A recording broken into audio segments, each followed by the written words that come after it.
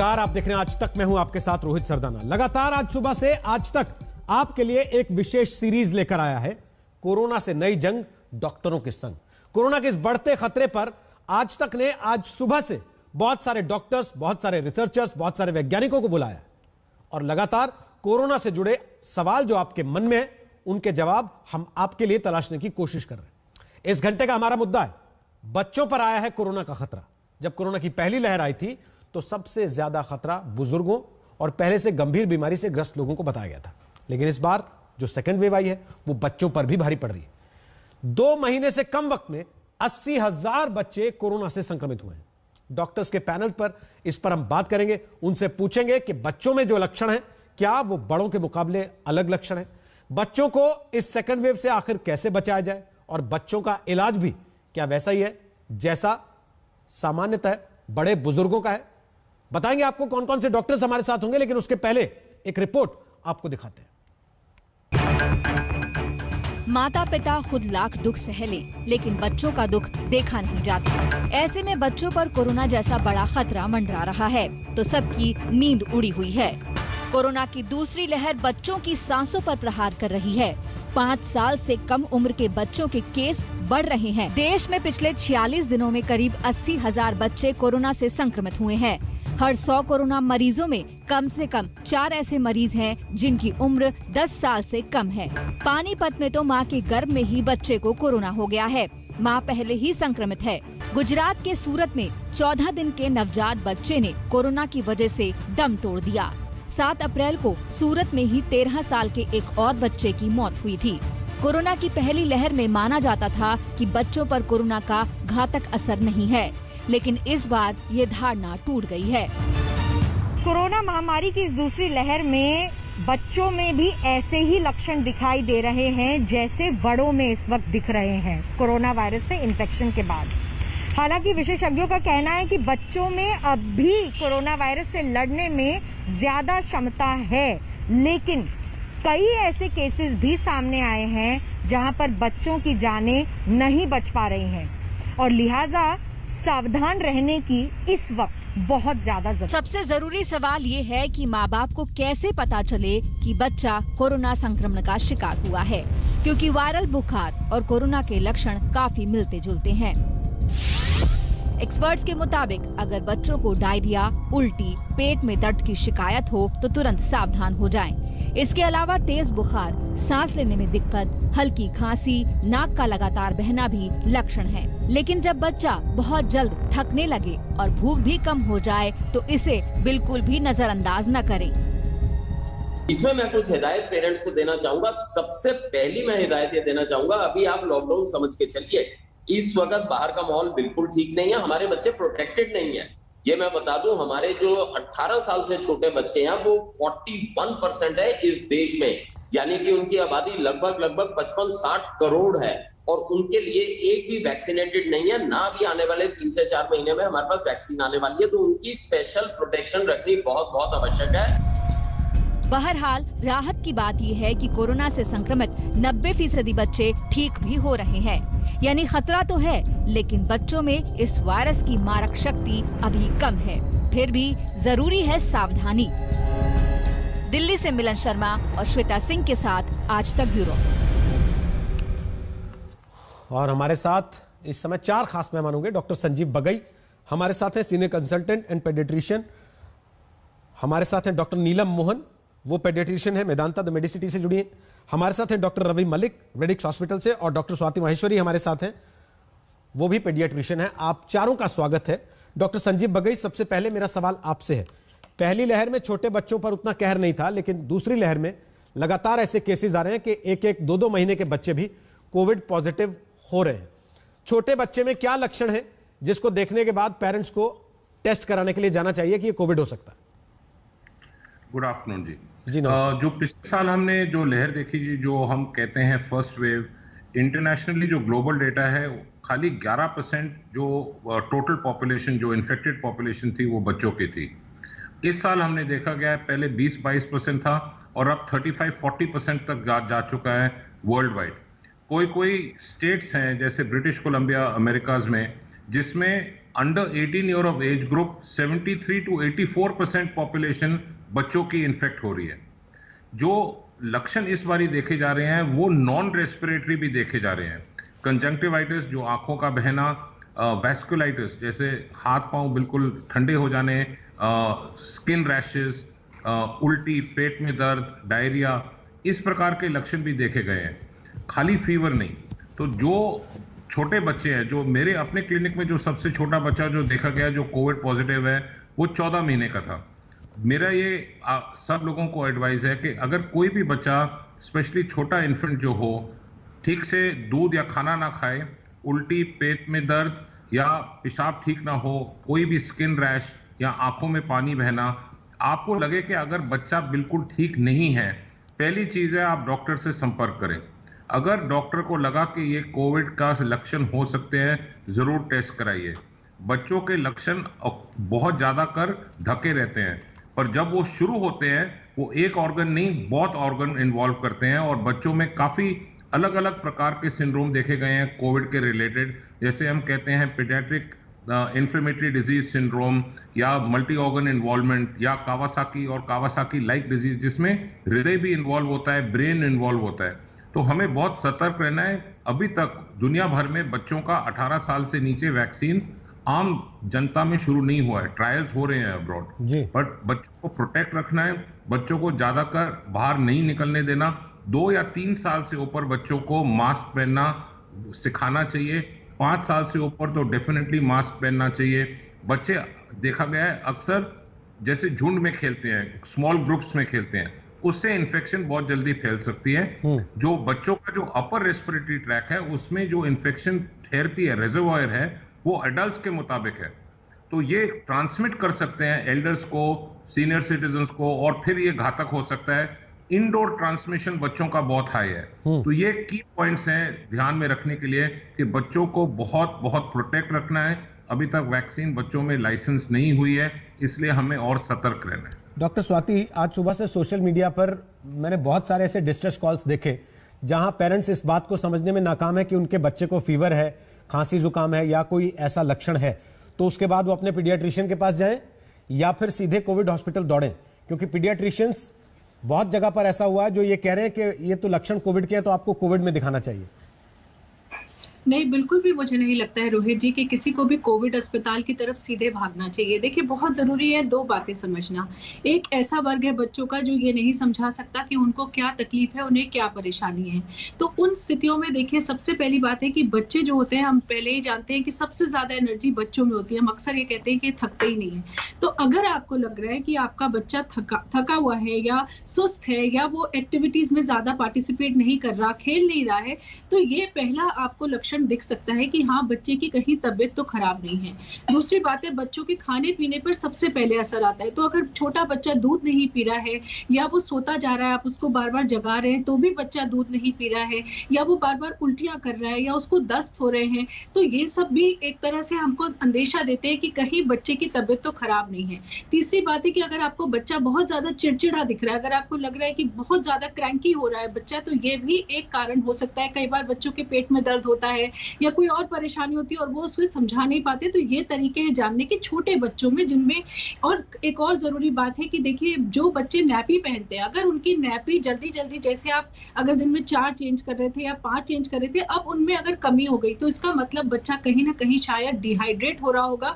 और ऐसी स्थिति में हम स्किन को भी पिंच करके देखते हैं। अगर हमने स्किन को ऊपर उठाया और वापस जाने में उसमें वक्त लग रहा है, तो ये भी एक संकेत होता है कि बच्चा शायद डिहाइड्रेट हो रहा है। तो ये तो तरीके हैं नवजात शिशु में, या जो उससे थोड़े और बड़े बच्चे जो कि अपनी परेशानी नहीं समझा सकते। जो बच्चे अपनी परेशानी समझा सकते हैं, उसमें देखिए, अगर बच्चा आपको बोल रहा है कि पेट में दर्द है या उल्टी वॉमिटिंग हो रही है उसको, या आप देख रहे हैं कि सर में दर्द की कंप्लेन कर रहा है बच्चा, या उसकी रनी नोज है जैसे अभी डॉक्टर साहब ने भी बताया, या उसको बुखार है या उसको खांसी हो रही है, तो ये सब चीजें भी हमें इंगित कर रही हैं कि बच्चे को कोरोना के लक्षण हो सकते हैं। तो आजकल के मौसम में कैसे नहीं लेना है। जब बच्चे मना करने के बावजूद ठंडा पानी पीना चाहते हैं, बर्फ वाले शेक्स पीना चाहते हैं क्योंकि गर्मी बढ़ रही है, उसमें रनिंग नोज होना, उसमें हल्की हरारत हो जाना, हल्का बुखार होना, ये सामान्य लक्षण नहीं होते क्या? और क्या ऐसे सामान्य लक्षण होते हुए भी तुरंत टेस्ट कराने के लिए दौड़ना चाहिए?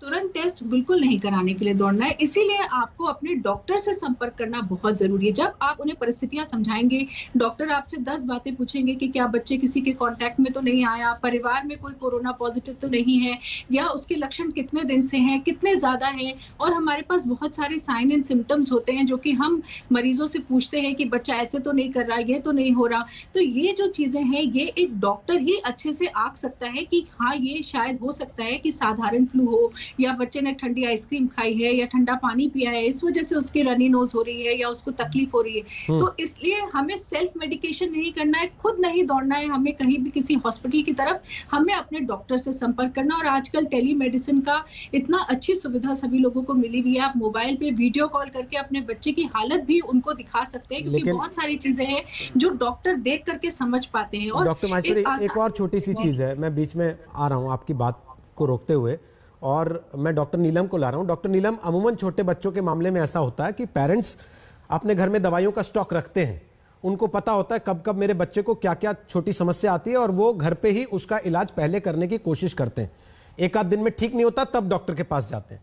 क्या आज के समय में जब कोविड की सेकंड वेव अटैक कर रही है और हम उन्हीं लक्षणों की बात कर रहे हैं जो कि सामान्यतः रहते हैं, ये करना चाहिए घर पे इलाज, या सीधे डॉक्टर से बात करनी चाहिए? पहले देखिए, पहली बात आपको समझना है कि दैट आपको, अगर आपके पास 40 लाख या करोड़ की पॉपुलेशन है, इज इट पॉसिबल कि सब इस तरीके से करें? हम क्लियर ये मैसेज देना चाहेंगे कि बच्चों में 90% स्टिल माइल्ड सिम्टम्स है, जो आपने कहा। तो जब हम टेस्ट करते हैं, RT-PCR या गोल्ड स्टैंडर्ड जो भी हम कर रहे हैं, वो इसलिए भी करते हैं कि ताकि उस बच्चे को हम दूसरों बड़ों से अलग आइसोलेट करें, ग्रैंड पेरेंट्स से। ये नहीं है कि आप बिल्कुल सही फरमा रहे हैं कि हर बच्चा जिसको बुखार है, थोड़ा जुकाम है, उन सबको अगर हम टेस्ट कर रहे हैं, आपसे मैं सहमत हूं। I will not agree for all the testing for everybody. आपको आइडेंटिफाई करना है what are the high risk factors. आपको बर्डन लोड कम करना है मेडिकल फैसिलिटी पे। अगर अभी सारी फैसिलिटी मेडिकल इस तरीके से अपना 80% पॉपुलेशन जो, या 90% बच्चे जो सीवियर नहीं है, उस पर नहीं लगा। सो आपने जैसे बताया, अगर बुखार है, जुकाम, खांसी, वायरल है, जो हाई रिस्क फैक्टर है, लेस देन 1 ईयर, बच्चा ओबीस हो, उसको पहले से अस्थमा हो, उसको डायबिटीज हो, उसको पहले से कोई heart condition, liver, kidney condition हो, इन कंडीशन में मैं समझ सकूंगी कि दैट। लेकिन आपने एक और बढ़िया सवाल किया, अगर बच्चे को कहां से होगा? घर के कंटैक्ट से होगा। तो अगर फैमिली में कंटैक्ट हिस्ट्री है कि बुखार हुआ है, कोविड हुआ है, तब आप इसको समझे। Majority of the time asymptomatic to mild हैं, वो नहीं, ओनली 5% सीवियर हैं और 0.5% क्रिटिकल है। 0.5% क्रिटिकल मतलब वेंटिलेटर या उसकी, और 5% जो सीवियर है उनको निमोनिया होगा और आपको हॉस्पिटलाइजेशन की जरूरत पड़ेगी। जो मुंबई का डेटा आया है, बेस्ट डेटा इन इंडिया, जो मुंबई में 2 हॉस्पिटल्स हैं, they are got the paediatric hospitals, जिसके बाद चीफ मिनिस्टर ने बोला कि we need to increase the facility, Wadia hospital और जो, तो उनका डेटा में जो 13,000 बच्चों का डेटा दिया है, उसमें से जो एडमिशंस हुई हैं उनकी only very 1 or 2 patient ventilator पे गए, मेजॉरिटी निमोनिया थे जो ट्रीटमेंट हुई है। और मैं पर्सनली कॉल करके इनके डॉक्टर से बात करी। तो क्लियर मैसेज दें आप सबको कि कैसे प्रोटेक्ट करें, और वो कैसे का जवाब है मास्क। मास्क आपकी वैक्सीन है। और जो दूसरा मुद्दा आया लैंसेट से, वो लैंसेट से ये मुद्दा निकला है कि जो हम सोच रहे हैं, आज तक हम बोल रहे हैं आपको सोशल डिस्टेंसिंग रखें, 2 फीट पे रखें, मास्क नहीं रखें, और तो अब हम बोल रहे हैं कि शायद ये एयरबॉर्न है। जो अप्रैल 15 का लैंसेट का पेपर है, उन्होंने बोला 10 reason to make this condition as airborne. और उस अगर एयरबॉर्न आप सोच रहे हैं, तो आपको एयरबॉर्न से किस तरीके से protect, avoid gathering, avoid being in and using mask, ये सब चीजें अगर आप एयरबॉर्न है, तो सिंपल जिस तरीके से मोदी जी ने कहा, सेल्फ इम्पोज्ड कोरोना कर्फ्यू अपने स्वयं पर लगाएं और that is the best way to protect yourself. और अगर आप अपने आप को प्रोटेक्ट करेंगे तो आपके बच्चे भी प्रोटेक्ट होंगे। ठीक है। लेकिन हाँ, एक आंसर जो आपका है वो स्टैटिस्टिक्स बताती हूँ। जुलाई 22 पे पॉजिटिविटी रेट था 5.3% और वो अप्रैल में पॉजिटिविटी रेट है 12%। तो उसमें लेस देन 14 इयर्स जो 2020 में थे वो 0.5% लेस देन परसेंट थे। ठीक है। और अब अप्रैल में वो एनसीसीडी डेटा कह रहा है 4.4% पॉजिटिव है, आईसीएमआर ने भी 4% बताया बच्चे। तो डेफिनेटली ये आंकड़ा सिम्टोमेटिक बच्चों का बड़ा है, जो पहले एसिम्टोमेटिक थे अब सिम्टोमेटिक है, और उनमें diarrhoea, vomiting, diarrhoea, GI symptom ज्यादा है और बाकी के फीवर और ये सिम्टम हैं। ये मैसेज आपको जी डॉक्टर साहब। डॉक्टर रवि मलिक हमारे साथ हैं, वो भी बाल रोग विशेषज्ञ हैं। उनके पास जरा चलेंगे एक छोटे से ब्रेक के बाद और उनसे ये पूछेंगे कि छोटे बच्चे को मास्क की ट्रेनिंग देना ये अपने आप में एक बहुत बड़ा कठिन काम है। 4-5 साल से ऊपर के बच्चे को तो फिर भी फोर्स किया जा सकता है कि वो मास्क लगाए, लेकिन उससे छोटे बच्चों को मास्क लगाना, मास्क लगाने की प्रैक्टिस को मेंटेन करना, ये अपने आप में एक चैलेंज है। और उस पर वो मास्क किस तरीके का हो, क्या वो मेडिकल मास्क हो या घर पर बना हुआ कोई भी सामान्य कपड़े का मास्क, वो भी काम कर सकता है। और बाहर जाने से रोकना उस परिस्थिति में जब ऑनलाइन क्लासेस चल रही हैं, स्कूल भी बंद है, ये अपने आप में पेरेंट्स के सामने बड़ी चुनौती है। आप देख रहे हैं आज तक, और लगातार आज तक आपके लिए लेकर आया सीरीज कोरोना की दूसरी लहर के कहर से कैसे बचे, और खास तौर पर अपने बच्चों को आप कैसे बचाएं कोविड की इस दूसरी वेव से। हमारे साथ डॉक्टर संजीव बगई हैं, डॉक्टर नीलम मोहन हैं, डॉक्टर रवि मलिक हैं, डॉक्टर स्वाति माहेश्वरी हैं। डॉक्टर रवि मलिक, पहले आपसे बात नहीं हो पाई, बड़ा सीधा सा सवाल है मास्क को लेकर, क्योंकि अब जब यह कहा जाने लगा कि एयरबॉर्न है तो मास्क लगाना जरूरी है। एक, बच्चों को मास्क कैसे लगवाएं? 2, मास्क कौन सा लगाएं, N95 KN95 या फिर सामान्यतः जो कपड़े के मास्क आजकल आ रहे हैं वो लगा सकते हैं और उससे बचाव हो जाता है? देखिए, मास्क में मैं आपको बताना चाहूंगा जो N95 है ये बेसिकली मेडिकल मास्क है। मेडिकल प्रोफेशनल्स जो हैं इसको लगाते हैं। बच्चों के लिए वेल फिटेड मास्क आते हैं, सर्जिकल 3-ply मास्क भी आते हैं बच्चों के साइज के, या कई अच्छे मास्क बनाने वाली फैक्ट्रीज भी हैं जो कि उसके अंदर फिल्टर लगाती हैं लेकिन ऊपर से उसको डिजाइन कर देती हैं, कार्टून्स वगैरह के डिजाइन कर देती हैं, and they are well fitted as per with the age वो मिलते हैं बच्चों के मास्क। अब मैं बच्चों के बारे में बताना चाहूंगा कि ये बहुत अच्छे से रोहित जी रिचुअल्स को फॉलो करते हैं। इनको अगर समझा दिया जाए कि ये मास्क इस तरह से पहनना है, इस तरह से हाथ धोना, वो इसको एक गेम की तरह लेते हैं, प्रोवाइडेड हम उनको बहुत अच्छे से हेल्थ एजुकेशन दे। दूसरी चीज, मेरे से पहले स्पीकर से मोस्टली हर चीज बता दी, सिम्टम्स वगैरह, क्योंकि मैं कोरोना की ओपीडी भी करता हूँ, कोरोना का अस्पताल भी चलाता हूँ और वैक्सीन भी देता हूँ कोरोना की। मैं कुछ फीडबैक्स देना चाहूंगा। सबसे पहली चीज तो यह मैंने देखा है कि पेरेंट्स पैनिक में बड़ी जल्दी आ जाते हैं, क्योंकि इस वक्त डेफिनेटली हर कोई जो है बच्चे के लिए चिंतित तो होता ही है। तो जैसे ही कोरोना की डायग्नोसिस होती है वो फटाफट जो है सेल्फ मेडिकेशन या गूगल डॉक्टर पे चले जाते हैं, और कभी मेरे पास आते हैं सीधा सीटी स्कैन करा के, मेरे पास आते हैं सीधे ब्लड टेस्ट करा के। There are certain protocol. CT scan ऐसे नहीं होगा, उसकी प्रोटोकॉल है, ब्लड टेस्ट की प्रोटोकॉल है, एडमिशन की प्रोटोकॉल है, ऑक्सीजन लगाने की प्रोटोकॉल है। बिना प्रोटोकॉल के हम नहीं चलेंगे। कुछ पैनिक में जो है वो एडमिट कर देते हैं बच्चों को। तो मैं ये चाहूंगा सबसे पहले तो अगर आपको लक्षण दिखते हैं, सबसे पहले आप डॉक्टर से टेली कंसल्टेशन कीजिए। बच्चे को बाहर एक्सपोजर ना करने की जगह अगर आपके पास टेली कंसल्टेशन की सुविधा है, अब सीधा टेली कंसल्टेशन पे जाइए और अपने डॉक्टर से राय लीजिए। टेली कंसल्टेशन पे आपका डॉक्टर इवन रैशेस भी देख सकता है, बच्चे का हाइड्रेशन स्टेटस भी चेक कर सकता है, बड़ा कुछ कर सकता है। टेली कंसल्टेशन के बाद अगर डॉक्टर समझता है कि आप हॉस्पिटल लाएं तो आप लाइए, और अगर डॉक्टर समझता है कोई जांच करानी है तो करिए। आप डॉक्टर की, पीडियाट्रिशियन की उंगली पकड़ के चलिए, अपने हिसाब से ना चलिए। दूसरी चीज, कुछ मैं वार्निंग सिम्टम्स जरूर बताना चाहूंगा। जिस भी बच्चे को अगर हमने, अभी मैंने 3 दिन पहले ही 4 महीने का बच्चा भी डायग्नोज किया है कोविड से, जिस भी बच्चे को हम डायग्नोज कर देते हैं कोविड के लिए और वो घर पे ट्रीटमेंट ले रहा है, तो कुछ चीजें हमें ध्यान रखनी बड़ी जरूरी है जो पेरेंट्स को बताना चाहूंगा। कभी भी लगे आपका बच्चा रेस्टलेस हो रहा है, ड्राउजी हो रहा है, या उसके नाखून या होंठ थोड़े नीले पड़ रहे हैं, या उसकी पसली चल रही है, यानी सांस तेजी से ले रहा है, यूरिन आउटपुट कम हो रही है, हाई फीवर आ रहा है, तुरंत आप अपने पीडियाट्रिशियन से बात कीजिए। ये बड़ी इंपॉर्टेंट चीज है। ये ना हो कि देर हो जाए। माना कि बच्चों के अंदर मोस्टली एसिम्प्टोमेटिक होता है, लेकिन जब तक कोरोना का 10 से 14 दिन का पीरियड नहीं जाता, पेरेंट शुड बी विजिलेंट। एक और बात बताना चाहूंगा, जो कि ना केवल पेरेंट्स को बताना चाहूंगा बल्कि बहुत डॉक्टर्स को भी बताना चाहूंगा जो नॉन पीडियाट्रिशियन है, बच्चों के अंदर एक एंटिटी होती है मल्टी सिस्टम इन्फ्लेमेटरी सिंड्रोम। ये बड़ी एक इंपॉर्टेंट एंटिटी है। लास्ट कोविड में भी हमने 300-400 बच्चे खोए थे इसी बीमारी की वजह से। हाँ। इसमें क्या होता है कि जैसे ही कोविड खत्म होता है या खत्म होने के कगार पे होता है तो मल्टी सिस्टम इन्फ्लेमेशन होनी शुरू हो जाती है, शरीर के अंदर रैशेज आने शुरू हो जाते हैं, आपका जो जीभ है, मुंह है, वो लाल हो जाता है, रेड हो जाता है, आंखें ब्लड रेड होनी शुरू हो जाती हैं, दिल के ऊपर भी प्रभाव पड़ता है इसका, कावासाकी डिजीज की तरह थोड़े थोड़े सिम्टम्स आने शुरू हो जाते हैं। इसमें बच्चे को हमें आईसीयू में एडमिट करने की जरूरत है और समय रहते अगर ट्रीटमेंट करेंगे तो बच्चा बिल्कुल ठीक हो जाएगा। इस चीज की नॉलेज अक्सर पेरेंट्स को भी नहीं होती और अक्सर डॉक्टर्स की भी नहीं होती है कि कोविड के ठीक होते वक्त या कोविड के बाद हमें ये ध्यान रखना है। ठीक है, ये बड़ी इंपॉर्टेंट चीज है। हाँ, एक लास्ट में इंपॉर्टेंट चीज और बड़ा इंपॉर्टेंट बताना चाहूंगा कि पेरेंट्स जो हैं वो बच्चों को बाहर जब नहीं निकाल रहे हैं तो it is a huge project.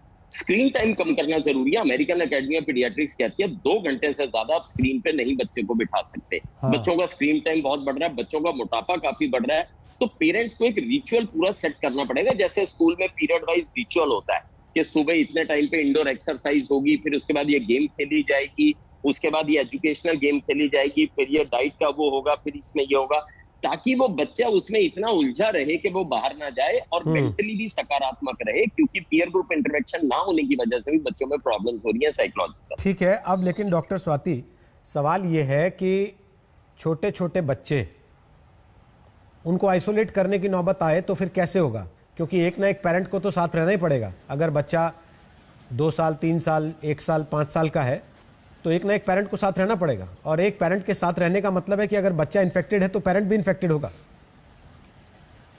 देखिए, हमेशा ज़रूरी तो नहीं है कि पेरेंट इन्फेक्टेड हो जाए, लेकिन हाँ, चांसेस ज़रूर रहती हैं। और ख़ास बात यह है कि बच्चे जो होते हैं वो मेंटली बहुत कोमल होते हैं और बहुत सेंसिटिव होते हैं, इसलिए बहुत ज़्यादा उनको, ख़ास तौर से बीमारी में उनको बहुत ज़्यादा एक माँ की या फादर की ज़रूरत होती है। तो पहली बात यह है कि घर का एक व्यक्ति आप डिसाइड कर सकते हैं कि कौन सा व्यक्ति अब इस बच्चे की देखरेख करेगा। तो अब हमें उसे क्रॉस चेंज नहीं करना, हमें एक ही व्यक्ति को असाइन रखना है कि वही बच्चे का ध्यान रखेगा, और वो व्यक्ति जो है जरूर डबल मास्क का इस्तेमाल करें और कोशिश करें कि थोड़ा डिस्टेंस भी बच्चे से आप बना करके रखें। और खास तौर से आपको इस बात का ध्यान रखना होगा कि आप हैंड हाइजीन का ध्यान रखें। तो जो भी बच्चे के साथ डीलिंग कर रहा है उन्हें समय समय पर अपने हाथों को सैनिटाइज करना या साबुन या पानी से धोना बहुत ज्यादा जरूरी होगा। वहीं आपको ध्यान रखना है कि बच्चे के जो कपड़े हैं, उसके जो बर्तन हैं जिनका इस वक्त हम इस्तेमाल कर रहे हैं कोरोना के समय में, उनको बाकी घर के लोगों से हमें सेग्रीगेट करने की जरूरत है, अलग करने की जरूरत है। क्योंकि देखिए, इस वक्त बच्चे को ना मेंटल भी बहुत ज्यादा सपोर्ट की जरूरत होती है। जैसे ही बच्चे को पता चलता है कि अब मैं कोरोना पॉजिटिव हूँ, तो हमें उनको एजुकेट करने की जरूरत है, हमें उन्हें समझाने की जरूरत है कि ये किस तरह की बीमारी है, जल्दी ठीक हो जाएगी, ताकि बच्चे जो है वो मेंटली ब्रेकडाउन ना हो। क्योंकि बहुत ज्यादा हम ये देखते हैं, और खास तौर से थोड़े बड़े बच्चे जो है वो इंटरनेट पे पढ़ रहे हैं, अपने दोस्तों से बातें कर रहे हैं और उनको तरह तरह की जानकारियां मिलती हैं और नेगेटिव ज्यादा मिलती हैं। तो ऐसे समय में हमको उनको कहीं ना कहीं साइकोलॉजिकली भी सपोर्ट करना बहुत ज्यादा जरूरी है। तो ऐसे में बच्चे को आप एजुकेट करिए, उसको बातें बताइए कि किस तरह से ठीक हो जाते हैं। और जैसे अभी सभी पैनलिस्ट पे बैठे डॉक्टर्स ने बोला है, ये बात समझना सभी पेरेंट्स के लिए बहुत जरूरी है कि मैक्सिमम बच्चे जो हैं वो घर पर रहकर ठीक हो रहे हैं, माइल्ड सिम्टम्स से ठीक हो रहे हैं। केवल आपको डेंजर साइंस के लिए आगाह रहना है। लेकिन एक वर्ग बच्चों का ऐसा है जिनको कि पहले से मोटापा है, जिनको कि अस्थमा है, कार्डियक प्रॉब्लम्स हैं, या जो बच्चे लंबे समय से किसी ट्रीटमेंट पर चल रहे थे, उन बच्चों के साथ आपको एक्स्ट्रा कॉशन की जरूरत है। इस वक्त अपना सतर्कता का लेवल ज्यादा हाई रखिए, क्योंकि इन लोगों में ही हम ज्यादा कॉम्प्लिकेशंस देखते हैं और इन्हीं लोगों में ज्यादा परेशानियां भी देखते हैं। और इन बच्चों की दवाइयां आपको बंद नहीं करनी है। बहुत सारे बच्चे ऐसे देख रहे हैं कि जैसे ही कोविड पॉजिटिव आता है, मदर्स बोलती हैं कि हमने उसकी ये वाली दवाइयां बंद कर दी, हमने डायबिटीज की दवा बंद कर दी। वो ऐसा बिल्कुल नहीं करना है, आपको खुद से डिसाइड नहीं करना है। आप डॉक्टर से संपर्क करिए, वो बताएंगे आपको कि कौन सी दवा कंटिन्यू रखनी है और कौन सी आपको कंटिन्यू नहीं रखनी है। तो ये जो, और एक बहुत कॉमन चीज रोहित जी मैं देख रही हूँ कि जो बड़े लोगों का ट्रीटमेंट है, जो व्हाट्सएप पे इस वक्त घूम रहा है, तरह तरह से किसी को भी कोविड पॉजिटिव आता है तो लोग फटाफट व्हाट्सएप फॉरवर्ड कर देते हैं कि अरे ये दवा खाओ, डॉक्टर से पूछने की जरूरत नहीं है। वही दवाइयां अब लोग बच्चों को भी देना शुरू कर चुके हैं। अक्सर हमारे पास फोन आता है कि अरे हमने तो डॉक्सी दे दिया, हमने तो एजी भी दे दिया, बच्चे को ये भी दे दिया। ये बिल्कुल नहीं करिए, क्योंकि इससे बच्चे को और ज्यादा नुकसान होता है। तो कृपा करके खुद डॉक्टर ना बने, और जैसे बार बार सब लोग कह रहे हैं, अपने डॉक्टर से कंसल्ट करिए, टेलीमेडिसिन का इस्तेमाल करिए और तब उनको ट्रीटमेंट दिलाइए। और खास तौर से इस वक्त लंग एक्सरसाइजेस आपको अपने बच्चों को घर में सिखानी चाहिए। गुब्बारे का पैकेट लेकर आइए, बच्चों को घर में गुब्बारे फुलाना सबसे अच्छा लगता है। घर में खूब गुब्बारे फुलवाइए बच्चों से, दिन में उनको कैंडल्स जला करके उनको फुकवाइए 2 फीट दूर रख करके, क्योंकि इन सबसे बच्चों की जो लंग कैपेसिटी है वो बेहतर होगी और जितनी लंग कैपेसिटी बेहतर होगी उतना ये बच्चे जो है इस संक्रमण से बचेंगे। और जैसे अभी वो कह भी रहे थे, आपने बताई है, एक घर में कुछ एक्सरसाइजेस ऐसी जिनसे बच्चों की लंग कैपेसिटी बेहतर हो, और दूसरा जो डॉक्टर रवि मलिक कह रहे थे कि उनका कम से कम दिन का एक चार्ट होना चाहिए, उनके लिए अलग अलग एक्टिविटीज में उनको इन्वॉल्व करना चाहिए। लेकिन डॉक्टर संजीव बघई, एक कमेंट मैं आपसे चाहता हूं जाने से पहले कि वायरस अब एयरबॉर्न है। अगर ये वायरस एयरबॉर्न है, हवा से फैल रहा है, तब तो और बहुत सारी चीजें होंगी, खासतौर पर बच्चों के मामले में, जिन पे ध्यान रखना पड़ेगा। बिल्कुल। मैं खाली एक चीज इसके पहले, जो एयरबॉर्न से पहले मैं एक दो चीज कहना चाहता हूं। जो बच्चों के जो लक्षण होते हैं वो बहुत हिडन रहते हैं। अगर बच्चा कोविड से रिकवर भी हो जाए, कम से कम 15-20 दिन इनको क्लोज फॉलोअप पर रखना है, क्योंकि अक्सर जो कार्डियक इन्वॉल्वमेंट होती है 7 और 10 दिन रिकवरी के बाद होती है। तो पेशेंट्स को ये नहीं महसूस होना चाहिए कि बच्चा ठीक हो गया, दोबारा डॉक्टर की शक्ल नहीं देखनी। दूसरी, जो बच्चों का जो मैनिफेस्टेशन होता है कॉम्प्लिकेशंस का, वो बहुत सटल होता है। बहुत से अलग अलग प्रकार के टेस्ट हैं, पर जो सबसे जरूरी है, हमने बच्चे का कोविड के टाइम पर और कोविड के डिस्चार्ज से पहले एको एंड एक ब्रेन का स्कैन करना बहुत जरूरी है। ये लास्ट स्टडीज मेयो क्लिनिक से एंड लैंसेट में है, जो अप्रैल 2021 में ये सारा डिटेल्स देती है। रही बात एयरबॉर्न ट्रांसमिशन की, ये पिछले साल से हमें खूब पता था। इनफैक्ट WHO ने कम से कम 2 महीने के डिले के बाद उन्होंने बताया कि ये ऑफिशियली एयरबॉर्न ट्रांसमिशन है। इनफैक्ट लैंसेट की एक स्टडी है 2 दिन पहले, जिसमें 10 महत्वपूर्ण कारण के बताया गया है कि ये एयरबॉर्न है। एयरबॉर्न का ये मतलब है कि बच्चों को हम बिल्कुल अकेला बंद नहीं रख सकते हैं, पर बच्चों को प्रकार से रखना है कि जो स्लाइटली ओल्डर एज ग्रुप है उनको मास्क पहनाया जाए। बच्चों को थोड़ा बहुत पार्क में जब बिल्कुल सेफ हो, थोड़ा सा बाहर घूमने की जरूरत भी होती है, खेलने की भी जरूरत होती है। तो हमने एयरबॉर्न ट्रांसमिशन का इस तरह से ध्यान रखना है कि 6 फुट की जो हम दूरी कहते हैं, इनफैक्ट अभी जो आर्टिकल है 20 फुट तक ये ट्रांसमिशन हो सकता है। तो बच्चों को सेफ रखना है, सुरक्षित रखना है, कोविड का सेल्फ ट्रीटमेंट ना करिए। अक्सर बहुत कॉमन है। डॉक्टर साहब, बहुत सारे पेरेंट्स मैसेज कर रहे हैं इस समय भी देखने के बाद और आप लोगों को सुनने के बाद। एक सवाल मैं जाने से पहले और लेना चाहता हूं जल्दी से, वो ये है डॉक्टर साहब कि अगर दोनों पेरेंट्स पॉजिटिव हों और बच्चा स्पेशल नीड्स के साथ बच्चा हो, स्पेशल चाइल्ड हो, जो कि इंस्ट्रक्शंस को उस तरीके से फॉलो कर पाने की स्थिति में ना हो, तो पेरेंट्स क्या करें? या एक तो अगर कोई रिलेटिव हो या कोई बिल्कुल रिश्तेदार हो क्लोज, जो बच्चे की देखभाल कर सके, अगर वो नहीं है तो डबल मास्किंग एट होम की बहुत जरूरी है। बट मैं एक पॉइंट जो रह गया था मैं कहना चाहता हूं कि सबसे जो कॉमन हम देखते हैं, सारे पीडियाट्रिशियंस देखते हैं, वो है सेल्फ मेडिकेशन। ये बहुत हार्मफुल है। मैंने कम से कम 8 बच्चे आउट ऑफ एवरी 10 देखे हैं कि माँ बाप अपने आप एंटीबायोटिक शुरू कर देते हैं और वो क्लिनिकल पिक्चर को चेंज कर देते हैं। एंटीबायोटिक्स ना दें, ब्रूफेन वाली दवाइयां, निमोसिलिड वाली दवाइयां, एस्पिरिन वाली दवाइयां ना दें। Wait to show the doctor, doctor का कंसल्ट करके आप आगे बढ़िए। अपने आप टेस्ट ना कराइए, अपने आप घर में होम रेमेडीज ना दीजिए, वो हार्मफुल हो सकती है। बहुत बहुत धन्यवाद आप चारों लोगों का आज तक पे आने के लिए। हमारे दर्शकों के मन में बहुत सारे सवाल थे, उनका जवाब देने के लिए, उनको गाइड करने के लिए। कोरोना की इस दूसरी लहर की कहर में हमारी कोशिश लगातार ये है कि वो तमाम जाने माने डॉक्टर्स देश के एक जगह, एक मंच पर आकर आम दर्शक के मन में जो सारे सवाल हैं उनके जवाब दे सकें। आपने समय निकाला, उसके लिए धन्यवाद। एक छोटा सा ब्रेक ले रहे हैं, लेकिन आज तक पर खबरें लगातार जारी हैं। आप बने रहिए आज तक के साथ इस ब्रेक के बाद। नमस्कार, मैं हूं अंजना ओम कश्यप। हमें उम्मीद है ये वीडियो आपको पसंद आया होगा। लेटेस्ट खबरों के लिए यूं ही देखते रहिए आज तक, और इस वीडियो के पसंद आने पर लाइक, शेयर एंड सब्सक्राइब करना ना भूलें।